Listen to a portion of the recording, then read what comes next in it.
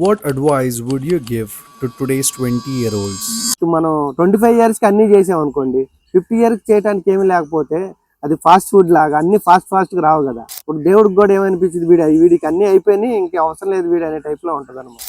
మనం చిన్నప్పటి నుంచి చదువుకుంటాం, ఒక ఏజ్ వచ్చిన తర్వాత ఉద్యోగం చేస్తాం, తర్వాత మ్యారేజ్, తర్వాత పిల్లలు, వాళ్ళ లైఫ్. అక్కడ మనం క్రూషియల్ ఏజ్ టైం ఒకటి వచ్చింది. ఆ టైంలో కనుక మనం ఎకనామికల్గా కానీ అలా సెటిల్డ్ అవ్వలేదంటే అప్పుడు చాలా స్ట్రగుల్ ఫేస్ చేయాల్సి వస్తుంది లైఫ్లో. అన్నీ ఎంజాయ్ చేయాలి, ఫ్రెండ్స్ సినిమాలకు వెళ్ళాలి, చూడాలి, హ్యాపీగా ట్రావెల్ చేయాలి.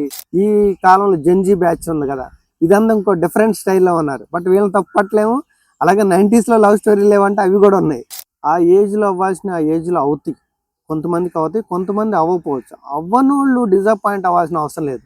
ఎందుకంటే నీ సోల్మేట్ ఎక్కడ ఉందన్నది నీకు తగలలేదంటే ఖచ్చితంగా యూ హ్యావ్ టు వెయిట్.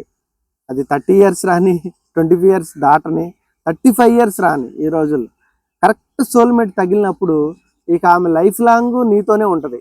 ఎంగేజ్ని చాలా హ్యాపీగా మనం ఫుల్ఫిల్ చేస్తూనే ఒక మినిమైజ్డ్ ఒక రెస్పాన్సిబిలిటీ మనం తీసుకోవాలి. లైక్ ఫ్యామిలీ రెస్పాన్సిబుల్ కానీ, మన ఓన్ లైఫ్లో మనం ఏం చేయాలనుకునే రెస్పాన్సిబిలిటీ, దాన్ని మాత్రం మర్చిపోవద్దు ఎప్పుడు.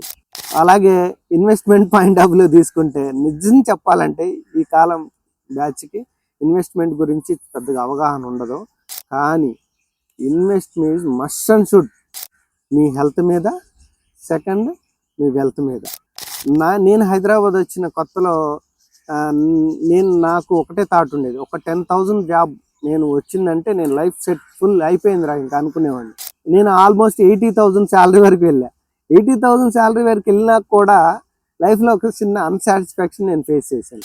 ఎందుకంటే అప్పుడు చేసినటువంటి మిస్టేక్స్, అంటే ఆ ఏజ్లో చేసిన మిస్టేక్స్ ఈ ఏజ్ మీద ఎఫెక్ట్ పడుతూ ఉంటాయి. కాబట్టి అవి మనం ఎవరైతే చేయకుండా ఉంటారో వాళ్ళు 100% లైఫ్లో ఇంకొంచెం హ్యాపీగా ఉండటానికి బాగుండిద్దని నా ఉద్దేశం.